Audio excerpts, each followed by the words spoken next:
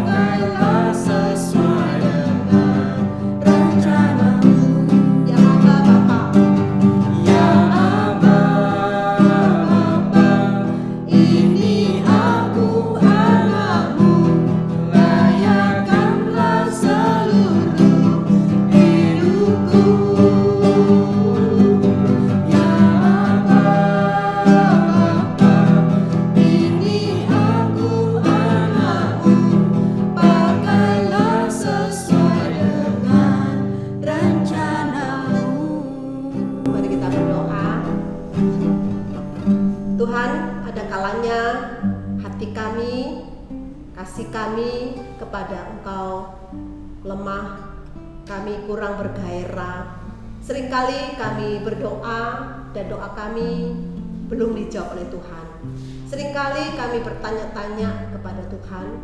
Biarlah Tuhan melalui lagu ini boleh mengingatkan kepada kami bahwa rencana Tuhan indah dalam hidup kami. Biarlah kasih kami kepada Tuhan makin dibangun, makin mendalam, dan kami boleh berjalan sesuai dengan kehendak Tuhan. Terima kasih Bapa, kami berdoa menyerahkan untuk persekutuan doa online ini sekali lagi ke dalam tangan Tuhan. Setiap kami boleh dibangun kembali relasi kami kepada Tuhan, makin peka menangkap isi hati Tuhan dan berjalan sesuai kehendak Tuhan. Terima kasih Bapa, pimpin doa ini dari awal sampai akhir ke dalam tangan Tuhan. Dengar doa kami dalam Yesus kami berdoa. Bapak Ibu, kita melihat banyak anak-anak muda kemudian menjadi pemuda senior. Banyak anak-anak Tuhan, sebenarnya apa sih yang mereka alami? Mereka sama seperti orang-orang dewasa yang penuh pergumulan dalam kehidupan perjalanan iman, pengenalan terhadap Tuhan, dan juga kehidupan dalam mengikut Tuhan. Kali ini kita bersama-sama dengan kedatangan seorang kaum muda senior. Kaum muda senior. Halo semuanya. Kenalkan nama seperti biasa. Iya, nama saya Silvi Yuwono. Apa lagi yang mau ditanyakan ya? Ya, bagaimana dari keluarga Kristen? Oh ya, dari dulu kecil udah dibawa ke sekolah minggu sih. Tapi meskipun papa mama nggak ke gereja gitu, karena dulu pikirannya kalau gereja itu selalu memberikan pengajaran yang baik buat anak-anak gitu. Tapi mereka sendiri nggak mau gereja gitu. Jadi ya sekarang mungkin kerja di usaha mama papa. Bidang ministrinya, bidang pelayanannya di yang adult ministry ya. Jadi itu tempatnya pemuda senior gitu kalau di Elion. Ya. Bagaimana kehidupan dulumu? Apa yang mau di-sharingkan hari ini? Oke, jadi perjalanan Kristennya Silvi mungkin bisa dibilang dimulai waktu dulu SMA 1 gitu. Jadi kan karena dulu sudah sering disuruh ke sekolah minggu tapi nggak taat, jadi ada waktu beberapa lama itu vakum nggak ke sekolah minggu gitu. Terus waktu SMA kelas 1, Cici itu ngajak, ayo yuk ke Pemuda di Elion itu. Jadi waktu itu masih di gedung lama, yang masih kecil tempatnya, masih ada tiang 2 itu di depan itu kan. Dan di sana Silvi merasa diterima gitu. Diterima itu diawali dari pelayanan-pelayanan kecil yang dikasih ke Silvi. Jadi waktu itu inget Silvi itu cuman disuruh bawa laptop, ngambil LCD, terus ya jadi prompter waktu itu. Ya udah itu keseharian. Jadi setiap kali orang latihan itu Silvi yang datang, Silvi yang bawa laptop. Terus kalau udah selesai Silvi yang ngeringkesin. Udah kerjanya gitu terus itu. Tapi suka cita. Iya. Karena lama-lama boring. Mungkin bisa dipraktekkan buat. Jadi karena kalau di luar gereja Silvi itu nggak bisa bersosialisasi ya. Jadi nggak punya banyak temen. Jadi waktu dikasih pelayanan kecil itu ya lumayan seneng karena merasa diterima kan. Jadi dimulai dari pelayanan kecil sampai jadi usher, singer, WL, mau apa lagi, pengurus, bahkan jadi event jadi ketua small group ya. Jadi memang kalau mau ditanya ya semua sudah pernah Silvi kerjain gitu. Tapi waktu itu Silvi melihat kekristenan itu sebagai sebuah agama gitu ya. Jadi di mana kalau Silvi berbuat baik, nanti Tuhan akan memberkati Silvi gitu. Silvi melihat bahwa kekristenan itu adalah suatu list berbagai macam kewajiban yang harus dipenuhi gitu, yang harus Silvi penuhi karena itu adalah suatu bentuk balas budi Silvi karena Tuhan sudah menebus di atas kayu salib gitu. Padahal penebusan Tuhan di atas kayu salib untuk orang berdosa itu cuman jargon yang Silvi sering dengar tapi nggak ngerti maknanya itu apa gitu. Jadi ya kan banyak ya yang ngomong ya karena Tuhan Yesus telah mati di kayu salib maka kamu harus melayani Tuhan gitu kan. Itu adalah salah satu konsep yang ya tertanam di otaknya Silvi gitu. Jadi ya itu kewajiban yang terus Silvi harus lakukan gitu. Tapi anehnya Silvi itu nggak bisa merelasikan antara firman Tuhan ke dalam ke dunia nyata Silvi gitu. Alhasil kalau di gereja sama di luar gereja ya Silvi totally orang yang berbeda gitu. Di gereja kalem. Bukan kalem tapi kelihatannya itu taat gitu ya. Kelihatannya itu menjanjikan. Jadi sebenarnya ya kan. Jadi kayak pelayanan semuanya dikasih ke Silvi bisa melakukannya dengan baik gitu. Tapi kalau di sekolah, wih gila, Silvi orangnya bobrok banget gitu. Yang tahu mungkin teman-teman SMA-nya Silvi gitu. Itu banyak musuh gitu. Salah satu contoh ya, saingan. Bukan saingan, tapi Silvi bisa mengatakan hal-hal yang memang jahat buat teman-teman gitu ya. Bully-bully ya? Bully sih enggak gitu, tapi mungkin maki-maki. Terus ya pernah temennya Silvi itu pernah ngomong kamu tuh juaji gitu. Jadi dulu kan Silvi sekolah di SMA Peta 1 itu kan depannya PTC. Temannya Silvi itu cuma minta ayo anterno ke PTC gitu. Terus Silvi ngomong nggak mau lah muter aku gitu. Padahal itu literally kan bener-bener cuman juaji. muter dikit terus tinggal pulang gitu. Ya itu temennya Silvi pernah bilang kayak gitu. Ada juga lah yang bertengkar lah segala macem. Ya memang terus jahat kehidupan sih. yang dijalani terus. Setelah itu ya belajar perlahan-perlahan ya tetap melihat kekristenan itu sebagai list kewajiban ya yang harus dilakukan gitu. Sampai suatu ketika Silvi itu lagi insecure ya mungkin ya. Jadi waktu itu merasa kayak kok umur segini belum bisa apa-apa ya. Maksudnya belum ada achievement apapun yang Silvi raih gitu. Terus kayak sekarang tuh media sosial tuh beneran jahat sih menurut Silvi ya. Jadi begitu kamu buka sosial media itu kamu melihat gila orang ini umur lebih muda daripada Silvi tapi udah bisa beli mobil Mercy gitu. Udah punya toko store berapa banyak di Indonesia gitu. Itu buat anak-anak muda zaman sekarang mungkin beneran guna, gitu. Iya menekan gitu ya. Ya Tertantang ya. Bukan tertantang tapi jadi lebih ke kenapa kok aku nggak bisa. kayak gitu. Minder. Iya. Bisa dibilang minder gitu. Terus waktu itu juga di rumah itu lagi bad moments sama mama papa. Jadi maksudnya menumpuk gitu ya. Iya, lagi gelap gitu ya. Gimana ngomonginnya ya? Pokoknya kayak misal mama papa minta tolong ini klik BCA gimana gitu. Wah, Silvi bisa langsung emosi. Karena itu setiap hari yang ditanyakan seperti itu gitu kan. Kok gak ngerti-ngerti deh. Iya, jadi mama papa tuh minta ini, maksudnya mama papa ya memang mereka sudah Tua. sudah umur ya. Jadi memang bukan pengetahuan tapi kecepatan untuk mau belajar teknologi pasti lebih lambat dibanding kita anak muda kan. Jadi pertanyaannya ya seputar itu terus gitu kan. Terus sama Cece juga kok sejak Cece pulang kok rasanya mama papa lebih perhatian dan memuja Cece gitu. Seakan-akan kalau Silvi di toko itu selama ini nggak ada impactnya, nggak ada dampaknya di toko gitu loh. Jadi ada Silvi atau nggak ada masalah gitu kan. Terus sampai kalau di rumah itu anjing itu Silvi panggil nggak mau datang itu lumayan dongkol. Ditendang. Bukan ditendang tapi kayak Dikepung.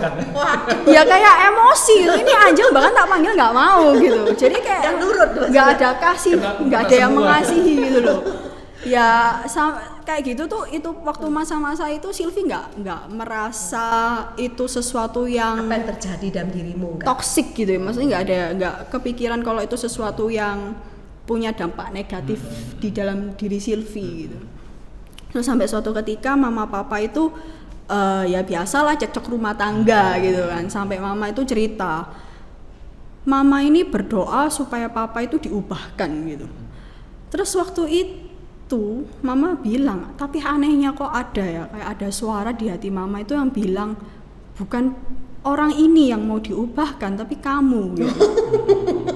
Jadi memang itu kalau kenal mamanya Silvi ya itu tuh kalau dulu ada peraturan nomor 1 wanita selalu benar gitu ya. Terus nanti kalau terakhir kalau wanita salah kembali Tetap ke nomor benar. 1 Ya. Itu beneran mamanya Silvi, itu tuh beneran tagline-nya mamanya Silvi, misal kayak klik BCA gitu ya, tiba-tiba dia ngeklik logout, keluar ngomel.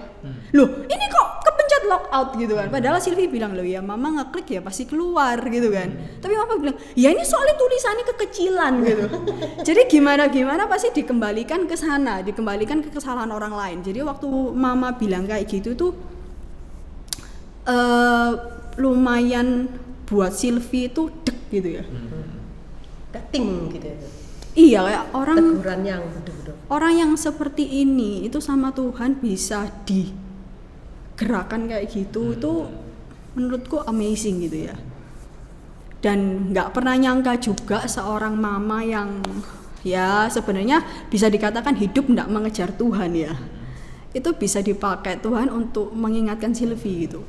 Jadi kata-kata itu yang selalu akhirnya itu membuat Silvi itu beneran refleksi lagi gitu ya. Selama ini kalau misalnya di pelayanan nggak ada pertumbuhan yang signifikan, pertumbuhan yang memang benar-benar kelihatan, itu Silvi pasti langsung mikir apakah ini yang salah programnya, ini pasti yang salah programnya deh ini, atau ini yang salah ini orang yang di follow up deh, mereka keras deh hatinya, atau mereka ini emang nggak mau diubahkan gitu kan.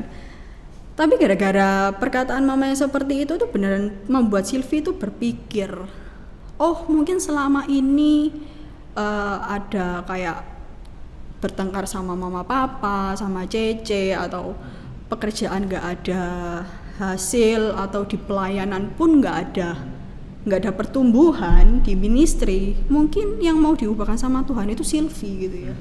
Di small group juga begitu, kenapa kok cuman gitu-gitu aja terus gitu.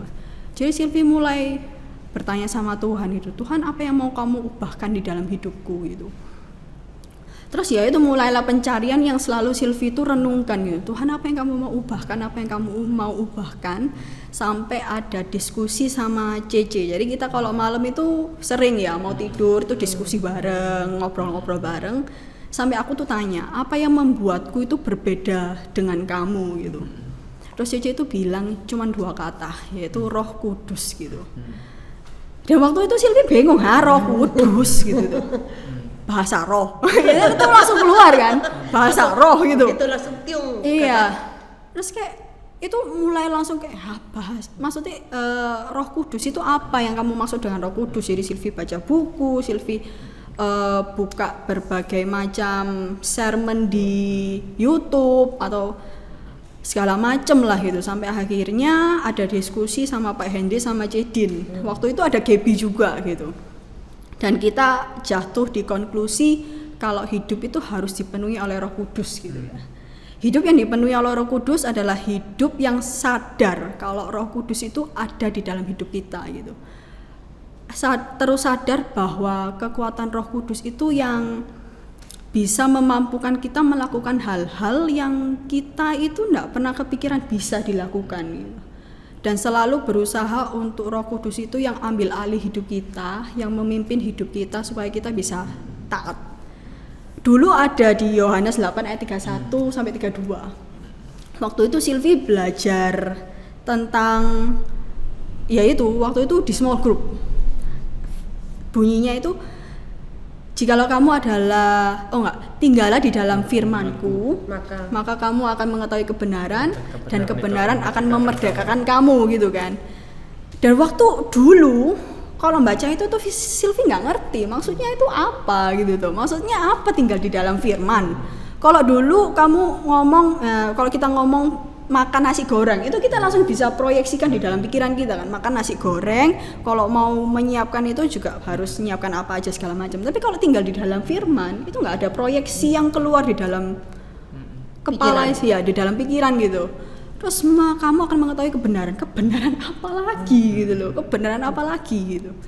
Terus dimerdekakan, kamu akan dimerdekakan. Bukannya kita ini semua ini sudah merdeka. Aku bisa ke TP kok sekarang kalau aku mau, aku bisa kemanapun yang aku mau makan Indomie pun aku bisa makan gitu loh. Aku sudah merdeka gitu. Apa maksudnya dimerdekakan itu? Tapi setelah itu sadar bahwa kita hidup harus dipenuhi oleh Roh Kudus. Entah kenapa dulu yang aku nggak suka baca firman Tuhan karena aku nggak mengerti. Aku nggak suka baca, nggak suka berdoa. Jadi bahkan aku berdoa itu aku merasa aku nggak ngomong dengan siapapun gitu. Aku berusaha mau doa pasti tidur gitu. Entah kenapa jadi kayak setiap malam tuh mau berdoa besoknya bisa. Jadi mau berusaha itu nggak bisa gitu loh. Entah kenapa sejak sadar itu tuh kayak tirai dibukakan di mata itu disingkapkan gitu ya. Jadi benar kayak Pak Hendy bilang, kita tuh untuk mengerti firman itu harus dijelikan oleh Roh Kudus, harus dijelikan oleh Tuhan gitu untuk bisa kita mengerti. Dan sejak saat itu entah kenapa kalau baca firman Tuhan itu gila, oh ya bener ya, ini beneran realita yang kita hadapi gitu loh. Dan setelah kita membaca firman itu, ya kita akan mengetahui kebenaran yang dijanjikan oleh Tuhan kepada kita orang-orang yang dikasihinya gitu. Dan kita akan dimerdekakan dari amat sangat banyak hal. Contoh, kita tuh dimerdekakan loh untuk enggak iri hati, untuk enggak jengkel, untuk enggak emosi, untuk enggak merasa ini enggak adil loh aku tuh diginikan gitu. Dan contoh ya mungkin yang contoh lah, kita buka Instagram itu semua barang branded di depan mata gitu. Mau nggak mau tuh jadi kepingin loh. Dan secara nggak langsung itu seperti kayak inilah yang dunia anggap sebagai kesuksesan gitu. Ketika kamu sudah bisa membeli semuanya, kamu bisa ke Eropa naik first class atau segala macam, itulah kesuksesan dunia gitu. Tetapi mengetahui kalau itu bukan kesuksesan dunia, itu adalah suatu kemerdekaan sebenarnya gitu.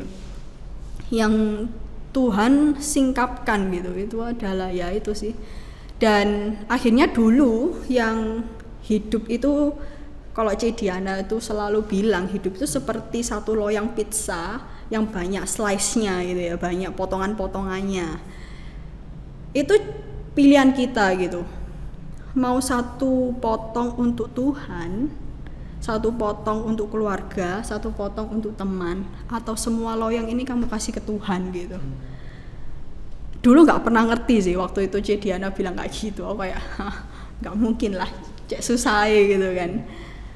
Tapi sekarang entah kenapa itu bisa jadi suatu hal yang make sense gitu.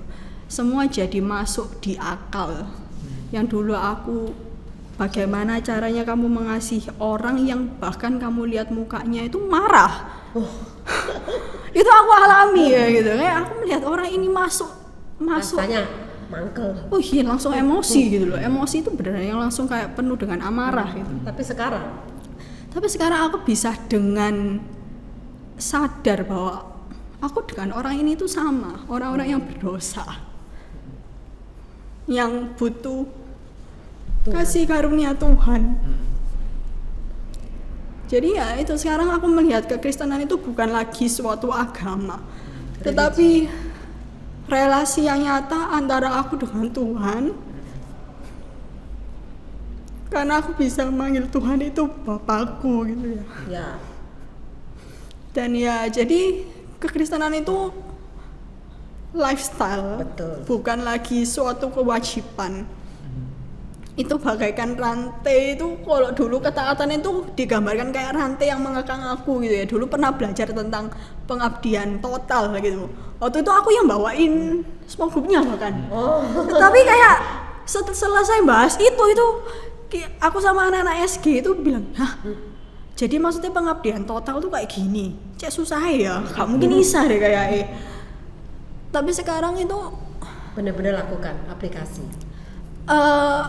Dilakukan karena rantai itu perlahan-perlahan itu kayak lepas gitu ya, kayak dilepaskan karena kesadaran bahwa Roh Kudus di dalam diriku yang akan memberikan aku kuasa untuk melakukan itu. Jadi rantai itu ketaatan bukan lagi kewajiban, tapi karena bentuk kasihku kepada Tuhan. Bukan berarti aku gak ada struggle ya. Bahkan dulu hal-hal yang menurutku itu bukan struggle, sekarang malah jadi struggle. Tetapi ya itu lagi sadar bahwa ya Tuhan yang akan memampukan aku gitu. Jadi dulu kalau di gereja Sylvia akan melakukan hal-hal yang baik dengan baik itu ya karena Sylvie gitu. Dulu pikirannya kalau dulu ada ide yang bagus ya itu keluar dari Sylvie. Tapi sekarang bisa kalau ada hal-hal yang moro-moro kayak aha gitu ya, itu Sylvie bisa katakan kalau itu dari Tuhan gitu. Gila men, Tuhan yang kasih tahu Sylvie men gitu. Jadi ya perlahan-perlahan selalu disadarkan bahwa ada Roh Kudus itu gitu, yang memampukan kita, yang memberikan kita kuasa. Jadi dengan melihat perbandingan dari dulu sekarang itu sangat berubah luar biasa. Kira-kira sekarang nyata ini mungkin kasih tahu ke teman-teman yang lain. Kan pasti teman-teman tuh seperti Sylvie, kita kan nggak ngerti siapapun berada, mungkin bisa kasih satu itu support atau gimana. Karena banyak orang berpikir ya kekristenan seperti Sylvie ini, mungkin bisa kasih himbauan atau gimana? Ya aku mulai menghimbau seperti kayak teman-teman small group ya. Kalau hidup ya sadar dulu gitu, minta kepada Tuhan supaya Roh Kudus itu di dalam diri kita semakin besar dan diri kita semakin kecil. Semakin kita mendengarkan Roh Kudus, semakin sensitif gitu loh diri kita. Jadi ya supaya hidup itu taat kepada Tuhan, bukan taat kepada diri kita gitu ya. Jadi memang menurutku nggak salah perjalananku yang dulu. Menurutku di banyak kehidupan teman-teman juga sih pasti juga melakukan itu ya. Tetapi mulai mengubah pandangan kalau kekristenan itu bukan cuman agama, list kewajiban yang harus diikuti. Jadi kayak kalau aku ini pakai baju rapi berarti aku orang Kristen. Kalau aku jadi jangan di luar aja. Iya. Betul. Jadi bukan jangan hidup seperti hukum Taurat gitu ya. Dimana kita banyak peraturan yang harus diikuti dan kalau misalnya kamu bukan itu berarti kamu bukan Kristen. Enggak, karena Kristen adalah relasi dengan Tuhan gitu. Oke, ya bagus sekali sharingnya. kita akan mendengar firman Tuhan yang akan disampaikan oleh penginjil Krishna. Ya, shalom jemaat yang dikasihi Tuhan, kita baru saja kembali mendengar sharing dari rekan-rekan kita yang sangat baik, yang sangat membangun, dan hari ini kita baru saja mendengarkan sharing dari saudari kita Silvi. Bagaimana Tuhan bekerja dalam hidup dia untuk boleh mengubah kehidupannya yang dulu di dalam kehidupan yang baru. Nah, namun ketika kita mendengar apa yang di-sharingkan oleh teman kita, apa yang dialami rekan kita Silvi, itu bukan tiba-tiba saja dari dia yang dulu menjadi dia yang sekarang itu terjadi secara tiba-tiba. Oh, bukan. Namun ada sebuah perjuangan. Seringkali kesalahan kita sebagai orang Kristen, kita berpikir bahwa ketika kita menerima Kristus, ketika kita menjadi orang Kristen, maka kita langsung berubah, tiba-tiba langsung otomatis berubah menjadi orang yang baik, menjadi orang yang berbeda dari yang dulu. Walaupun kita memang tahu di dalam 2 Korintus 5 ayat yang ke-17 dikatakan, barang siapa menerima Kristus, ia adalah ciptaan yang baru, yang lama sudah berlalu, sesungguhnya yang baru sudah datang. Memang benar, tetapi itu bukan semata-mata tiba-tiba, tetapi ada sebuah perjuangan, dan seringkali orang Kristen melupakan bagian tersebut. Bill Sunday pernah mengatakan, seorang yang bernama Bill Sunday pernah berkata, ketika kita masuk ke dalam garasi tidak otomatis membuat kita menjadi mobil. Begitu juga ketika kita datang ke gereja, tidak membuat kita tiba-tiba menjadi orang Kristen. Ada sebuah proses yang harus kita lakukan untuk kita boleh menjadi manusia yang baru, dan proses itu dinamakan ketaatan. Seperti yang udah di-sharingkan rekan kita bukan hanya percaya bahwa kita itu punya Roh Kudus ketika kita menerima Tuhan, tetapi yang lebih penting lagi bukan hanya percaya kita punya Roh Kudus, tetapi yang lebih penting adalah apakah kita hidup dipenuhi oleh Roh Kudus itu. Itu yang seringkali sebagai orang Kristen kita lupakan. Dan ketika kita hidup dipenuhi Roh Kudus, itu berbicara tentang ketaatan. Maka jemaat sekalian, ingat, ketika kita menerima Tuhan, itu tidak membuat kita langsung menjadi manusia baru. Kita butuh proses. Harus ada proses yang kita lakukan, harus ada proses yang harus kita jalani, yaitu bagaimana kita hidup di dalam roh. Kita tidak lagi hidup di dalam keinginan daging, tetapi kita hidup di dalam keinginan roh, yaitu ketaatan terhadap firman Tuhan. Bagaimana kita melakukan kebenaran firman Tuhan atau tidak. Itulah yang seringkali terlewat dari kita sebagai orang Kristen. Itulah sebabnya tidak heran kita tidak pernah menjadi manusia yang baru. Kita terus hidup di dalam manusia yang lama karena kita punya Roh Kudus, tetapi kita tidak hidup dipenuhi oleh Roh Kudus. Kita tidak pernah menjadi manusia baru karena kita tidak pernah menanggalkan manusia lama kita. Kita tidak pernah hidup dipenuhi oleh Roh Kudus. Maka saya tidak akan panjang lebar, saya akan menutup firman Tuhan hari ini karena kita sudah boleh mendengar kesaksian yang cukup baik. Saya akan mengajak kita membuka dari Efesus 4 ayatnya yang ke-17 sampai ke-32. Cukup panjang jemaat sekalian, tetapi ketika kita melihat bagian ini akan menolong kita untuk bagaimana kita boleh menjalani proses kita hidup dipenuhi oleh Roh Kudus, supaya kita boleh sungguh-sungguh menjadi manusia yang baru, manusia Kristus, manusia yang berbeda dari yang dulu, manusia baru. Sebab itu kukatakan dan kutegaskan ini kepadamu, hidup kepadamu di dalam Tuhan, jangan hidup lagi sama seperti orang-orang yang tidak mengenal Allah dengan pikirannya yang sia-sia dan pengertiannya yang gelap, jauh dari hidup persekutuan dengan Allah karena kebodohan yang ada di dalam mereka dan karena kedegilan hati mereka. Sedikit tadi rekan kita boleh mengatakan bahwa ketika dia merenungkan firman Tuhan, mendapat pertolongan Roh Kudus, maka selubung yang membuat dia tidak mengerti, dia sekarang boleh mengerti, dan itu yang dikatakan. Oke, kita lanjutkan. Perasaan mereka telah tumpul sehingga mereka menyerahkan diri kepada hawa nafsu dan mengerjakan dengan serakah segala macam kecemaran. Tetapi kamu bukan demikian, kamu telah belajar mengenal Kristus, karena kamu telah mendengar tentang Dia dan menerima pengajaran di dalam Dia menurut kebenaran yang nyata dalam Yesus, yaitu kebenaran yang sungguh-sungguh memerdekakan kita, yaitu bahwa kamu berhubung dengan kehidupan kamu yang dahulu harus menanggalkan manusia lama yang menemui kebinasaannya oleh nafsunya yang menyesatkan, supaya kamu dibaharui di dalam roh dan pikiranmu, dan mengenakan manusia baru yang telah diciptakan menurut kehendak Allah di dalam kebenaran dan kekudusan dan sesungguhnya, kekudusan yang sesungguhnya. Karena itu, buanglah dusta dan berkatalah benar seorang kepada yang lain, karena kita adalah sesama anggota.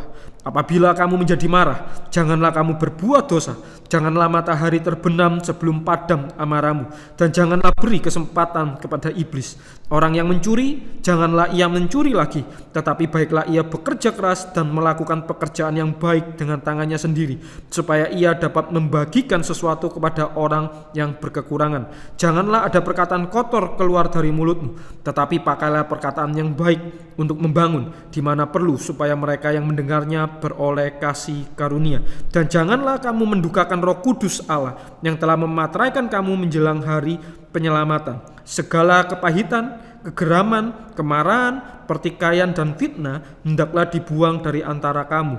Demikian pula segala kejahatan. Tetapi hendaklah kamu ramah seorang terhadap yang lain, penuh kasih mesra dan saling mengampuni sebagaimana Allah di dalam Kristus telah mengampuni kamu. Kalau kita ingin menanggalkan manusia lama kita harus mengenakan manusia baru. Kalau kita dulu benci, maka kita harus belajar mengasihi. Kalau dulu kita marah, kita harus belajar sabar. Kalau dulu kita mencuri, maka kita harus bekerja. Ada sebuah proses yang harus kita lakukan, dan itu menuntut ketaatan terhadap Roh Kudus yang ada di dalam setiap hati kita. Jangan mendukakan Roh Kudus Allah yang sudah diam, yang selalu mengingatkan kita, tetapi kita tidak pernah taat. Tuhan Yesus memberkati. Bapak Ibu, mari kita bersatu hati, kita masuk dalam doa. Yang pertama, kita berdoa bagi pergumulan kita masing-masing.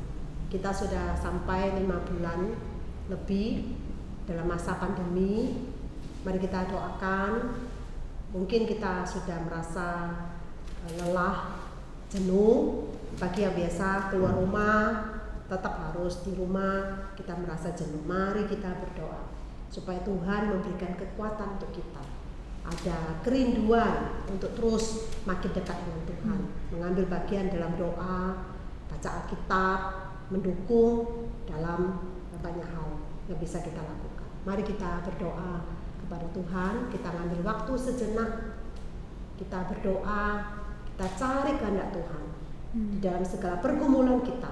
Apa maksud Tuhan di dalam hidup kita? Baik kita sebagai ibu rumah tangga, kita sebagai karyawan, kita sebagai pengusaha, kita sebagai profesional, kita sebagai guru, sebagai hamba Tuhan, sebagai apapun dalam posisi hidup kita. Mari kita berdoa kepada Tuhan. Kita ambil waktu sejenak, berdiam diri, kita berdoa.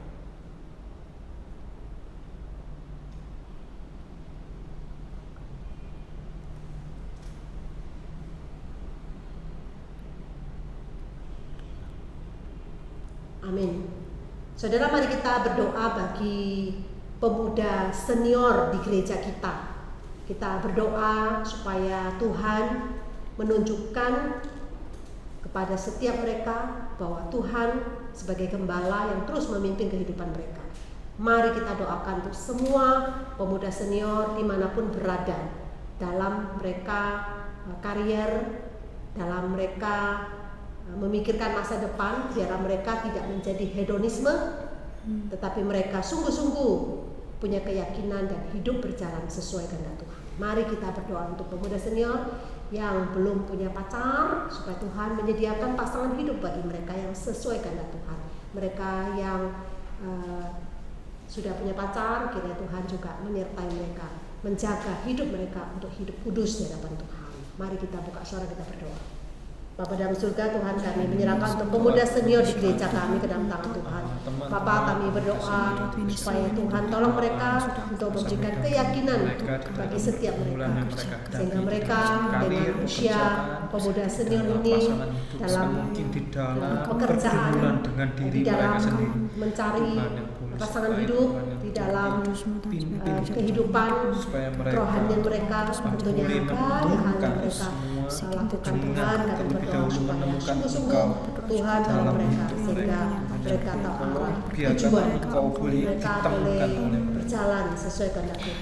Tuhan, kami doakan mereka belum punya pacar, supaya Tuhan sediakan pasangan hidupnya sesuai kehendak Tuhan. Mereka yang sudah punya pacar, biar mereka menjaga hidup kudus, persiapan dan pernikahan setiap mereka. Terima kasih Bapa, dalam nama Yesus kami berdoa. Amin. Minta penginjil Krishna berdoa untuk Silvi, doakan untuk kehidupannya supaya dia terus kehidupan yang berubah karena Roh Kudus yang terus ingatkan dia, biarlah dia terus punya keyakinan hidup berjalan sesuai pimpinan Tuhan dan dia boleh menghasilkan buah Roh Kudus untuk kemuliaan nama Tuhan.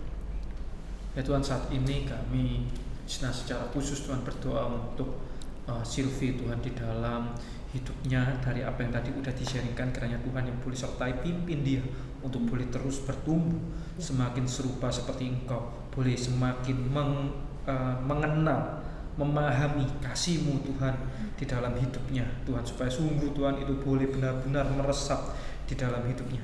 Tuhan yang boleh sertai Silvi di dalam pekerjaan, di dalam keluarganya, di dalam relasinya dengan pasangannya. Tuhan pun yang boleh sertai, Tuhan yang boleh tolong juga di dalam pelayanannya yang dipercayakan kepada dia. Tuhan pun yang boleh pimpin, Tuhan yang boleh tolong, supaya sungguh Tuhan dia boleh melakukannya dengan sukacita Tuhan, karena dia boleh mengasihi Engkau dan lebih lagi juga.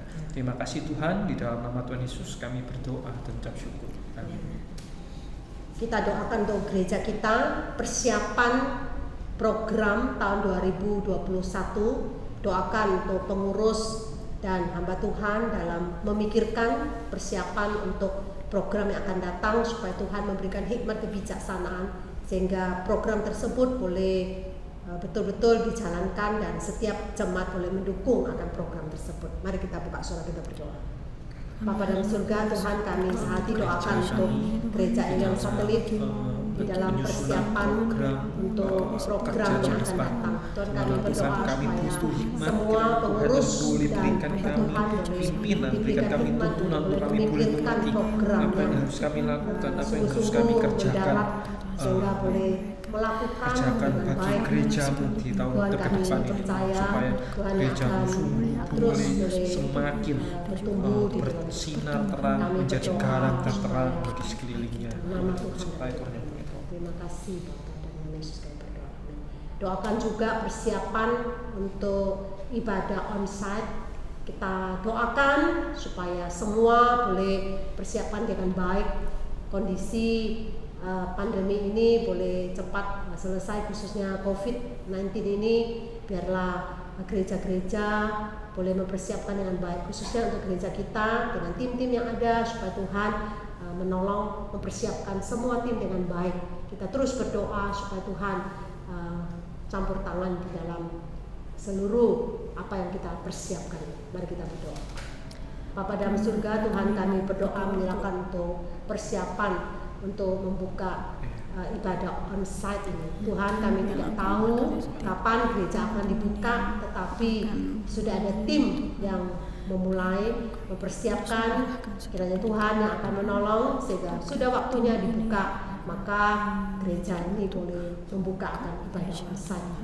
Tuhan, kami berdoa supaya Tuhan yang campur tangan memberikan kepada pemerintah kami, khususnya masyarakat ini, sehingga boleh bebas daripada COVID, sehingga ibadah boleh kembali dimulai, karena memang sudah waktunya harus membuka. Terima kasih Tuhan, dengan doa kami dalam nama Yesus kami berdoa, amin. Doakan juga untuk bangsa dan negara kita. Kita tahu bahwa mulai Juli sampai September sudah memasuki kuartal ketiga. Kita doakan supaya Tuhan memberkati ekonomi bagi bangsa Indonesia, sehingga bangsa Indonesia tidak masuk jurang resesi ekonomi. Sehubungan pertumbuhan ekonomi kuartal kedua April sampai Juni resmi diumumkan minus 5,32%. Kita doakan supaya Tuhan memberkati ekonomi bagi bangsa Indonesia ini. Doakan pemerintah kita supaya cepat mengatasi sehingga ekonomi boleh dipulihkan bagi bangsa Indonesia ini. Mari kita buka suara, kita berdoa. Bapa dalam surga, Tuhan, kami sehati doakan untuk perekonomian bagi bangsa Indonesia dengan kuartal yang ketiga ini, bulan Juli sampai September. Satu kekhawatiran terjadi. Tuhan, kami tahu bahwa kuartal kedua April sampai bulan Juni sudah minus 5, sekian persen. Tuhan, kami doakan supaya Tuhan pulihkan bagi ekonomi Indonesia ini, sehingga Indonesia boleh pulih kembali dari ekonomi. Tuhan, kami doakan pemerintahan sehingga mereka boleh cerdas, boleh hikmat, dan bahkan boleh membantu masyarakat yang bawah, bahkan ekonomi yang menengah maupun yang atas pun. Tuhan, kami doakan semua pengusaha-pengusaha, anak-anak Tuhan di gereja kami, Tuhan berkati mereka.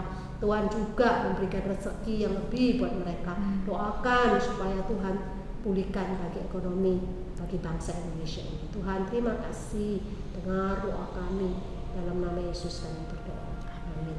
Minta Silvi menutup di doa. Bapa kami yang ada di dalam surga, Tuhan, kami sungguh bersyukur untuk online prayer meeting ini, Tuhan. Biarlah sharing-sharing yang diceritakan oleh teman-teman bisa menjadi berkat, Tuhan, untuk semua orang yang mendengarkan ini. Biarlah kami yang melayani bisa menjadi perpanjangan tangan mulut-Mu, Tuhan, untuk apa yang ingin Engkau sampaikan kepada teman-teman, Tuhan. Biarlah Engkau yang terus memberikan kami kekuatan, Engkau yang terus memberikan kami keinginan, Tuhan, untuk bisa selalu dekat kepadamu, Tuhan, untuk selalu mau semangat melayani-Mu, Tuhan. Hidup yang mengejar hadirat-Mu, hidup yang mengejar kebenaran firman-Mu, Tuhan. Hidup yang terus dipimpin oleh Roh Kudus. Bersyukur untuk Lausa Tarmina sama Ko Krisna yang melayani. Biarlah Engkau terus yang memberkati mereka supaya mereka bisa melayani-Mu dengan sepenuh rasa syukur, penuh semangat dan sukacita, Tuhan. Terima kasih, di dalam nama Tuhan Yesus kami telah berdoa dan mengucap syukur. Haleluya, amin. Ya jemaat sekalian, persekutuan doa online kita sudah selesai.